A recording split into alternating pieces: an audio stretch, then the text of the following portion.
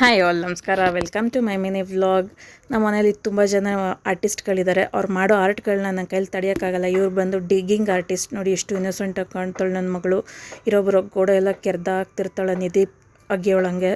And ಇನ್ನೊಬ್ಬರು ಬಂದು pencil sketch art ಮಾಡ್ತಾರೆ. ಯಾವ ಗೋಡೆನೂ ಬಿಡಲ್ಲ, ಅಡುಗೆ ಮನೆ ಅನ್ನಲ್ಲ, ರೂಮ್ ಅನ್ನಲ್ಲ, ಹಾಲ್ ಅನ್ನಲ್ಲ, ಎಲ್ಲ ಆ ಕಡೆ ಪೆನ್ಸಿಲ್ ಸ್ಕೆಚ್ ಮಾಡಿರ್ತಾರೆ ಕುತ್ಕೊಂಡು. ಇವ್ರು ಬಂದು ನನ್ನ ಮಗ.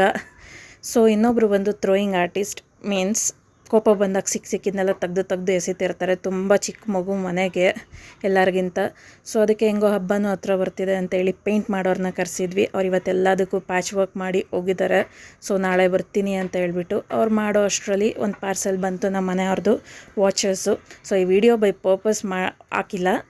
ಇದು ಬಂದು ಹಾಕಿರೋದು ಏನಕ್ಕೆ ಅಂದರೆ, ಎಷ್ಟೊಂದು ಸಲ ಈ ಥರ ಬುಕ್ ಮಾಡಿದಾಗ ನಮಗೆ ಫೇಕ್ ಆಗಿರೋದು ಇದೆ.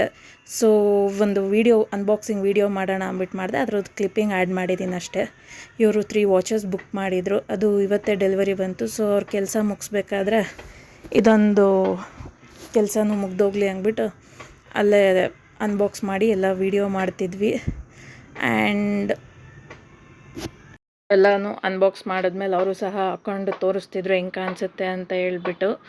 ಆ್ಯಂಡ್ ಆಫ್ಟರ್ ದಿಸ್ ಎಲ್ಲ ಅವರು ಪ್ಯಾಚ್ ವರ್ಕ್ ಎಲ್ಲ ಮುಗಿಸಿ ಹೋದ್ಮೇಲೆ ಒಂದು ಕಡೆಯಿಂದ ಕಬೋರ್ಡ್ ಕ್ಲೀನ್ ಮಾಡ್ಕೊಳ್ಳೋಣ. ಪೇಂಟ್ ಮಾಡ್ಬೇಕಾರೆ ಅವಾಗ ಯಾವ ಬಟ್ಟೆನೂ ಆಚೆ ಇರಬಾರ್ದು ಅಂದ್ಕೊಂಡ್ರೆ ನಮ್ಮ ಕಬೋರ್ಡ್ನ ಅವಾಂತರ ಈಗಾಗಿತ್ತು.